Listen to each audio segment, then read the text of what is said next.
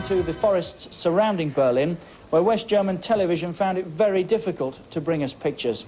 But we've got the crucial bits, and we join our race commentator, Phil Liggett, with the riders 12 miles from the finish, which is back in the heart of Berlin.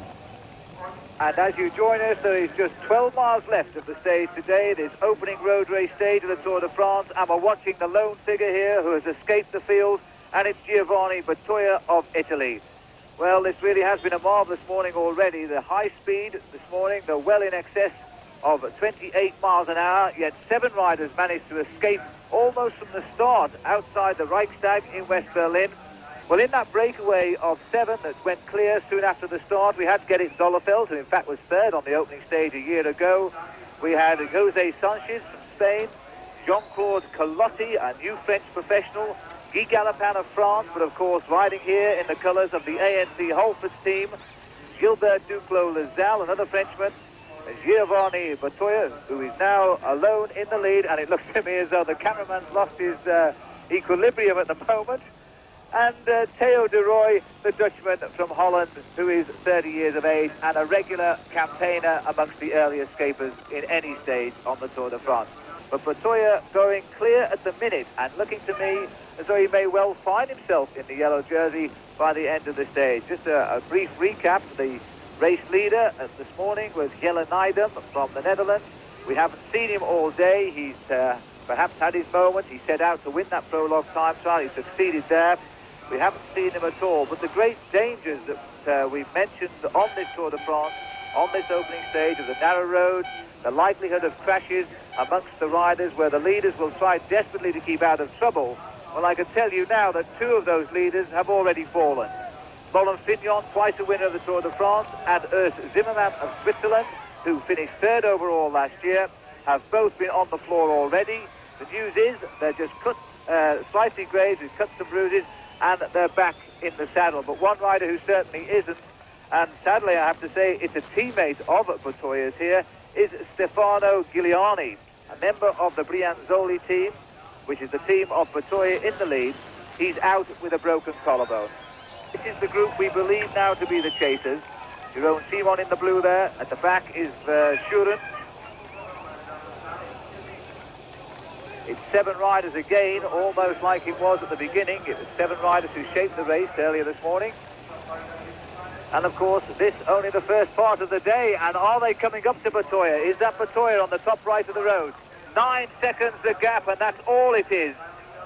So what seemed to be the winning breakaway by Bertoia, because at one stage of the race today he was 3 minutes ahead of these riders who are about to catch him, is now fighting for his life at the end of this first stage of the Tour de France. The chasers are right behind him.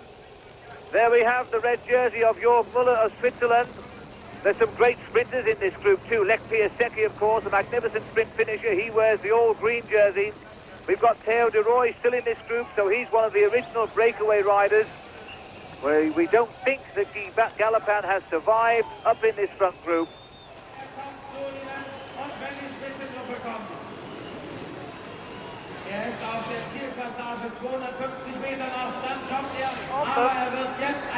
But they get the bell here.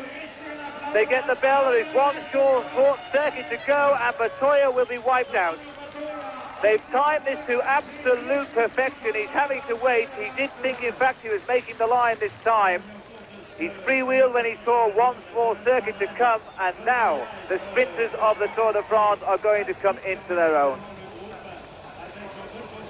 Jeroen Simon is in this group, the boy in green, and he's speaking to say how far is this finishing lap, I'm sure. That is Lech Piasecki, and there are the main field now coming down. They are approximately, let's see, approximately a minute behind, so they too have reacted, and there is the first sight of the Tour de France this year.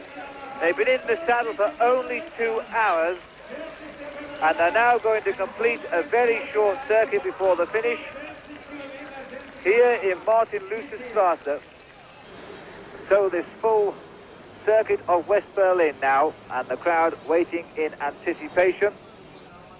And the main field know now that they can almost sense this breakaway. Here they are again coming out of that underpass. And there's the gap. They've knocked off 12 seconds in the last 2 kilometres. They're 4 kilometres from the finish. we could well see a tremendous end to this year's Tour de France's opening stage.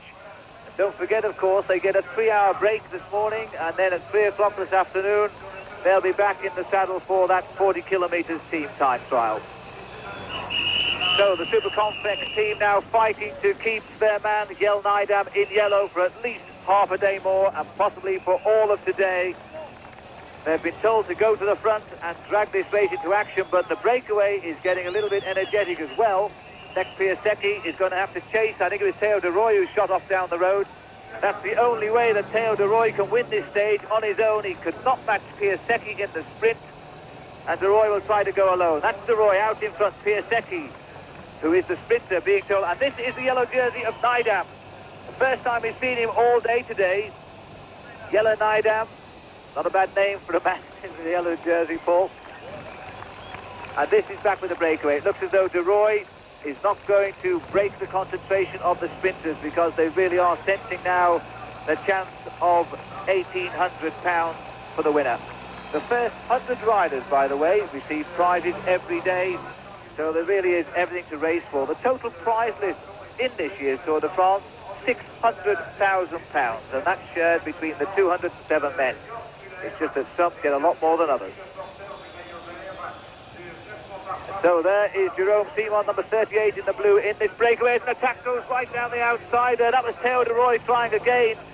We're looking there at the bonus situation at the moment during the day, and Colossi took 12 seconds, which will help him lift up the overall classification. But right now, this really is a race for the stage.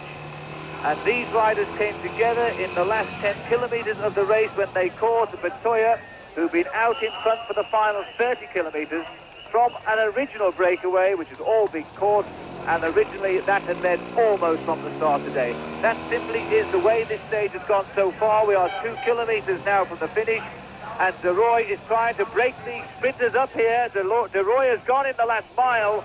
He is a specialist at the lone breakaway. He looks over his shoulder. He is not happy with what he sees. He's right to be Jerome Simon goes now. Little Jerome Simon, one of the smallest riders in the race, winded up Lech Piasecki of Poland rapidly onto his back wheel, because Piasecki was an amateur world champion and he won it in the sprint. He's a marvellous sprint finisher. He almost won the prologue time trial yesterday. He was second. So a win today will be very nice for him, thank you, but he's going to have to work for it, because the sprinters are being treated like you should treat sprinters, very, very hard in the last mile. Soften them up. This is an attack by Rudy Patry now of Belgium, who's trying to soften up this breakaway, perhaps for his teammate Verschuren, who is still in this breakaway with him. And he's trying, in fact, to draw the sting, no doubt, of Lech Piasecki as we go under the red flame, the Flamme Rouge. The 1 kilometre to go this time for the Tour de France at the end of this opening road race stage. There's Jörg Müller, the champion of Switzerland, who's being left to chase. Oh, and look at this gap. This is a wonderful attack by Rudy Patry. So Patry going to be joined by the champion of Switzerland inside 1 kilometre to go. Jörg Müller could well win this. What a way, what a champion start this would be to the Tour de France for the Swiss, who felt they really had nobody in this Tour de France this year. Jörg Müller comes onto the back of Rudy Patry of Belgium. The Scala team versus the PDM team. 2 Dutch teams represented here by a Belgian rider and a Swiss rider. You can't get more complicated than that. There is the breakaway behind. The bunch is probably just out of our picture at the end of that line of trees. The Tour de France coming together so rapidly. And there's the sprinter, Piasecki in green. And this is how to work a man over who everybody knew would have won this stage if it had come down to a sprint from this group, but they've left it too late now. And the whole group here is fighting out the finish, and it looks like the Italian rider Betoya on the front now, trying to win this stage. The man has been away almost all the day, and on the inside is Nico Verhoeven from Holland. And as we get to the line, Verhoeven will take it by about half a wheel. Betoya gets a magnificent second place there, but no doubt about the winner in what has been a rather confusing end to this stage of the Tour de France. Nico Verhoeven is the winner this morning. So confirmation of the first road race result. Then Verhoeven, the Dutchman, won it. Giovanni Betoya from Italy was in second place, and the Belgian Patrick Verschuren in third. Which means we have a new leader in the yellow jersey, Lech Piasecki from Poland. Verschuren is in second place. and Yael Naidam, who had the yellow jersey at the start of the day, is in third. Stephen Roach is lying a handy ninth, 27 seconds off.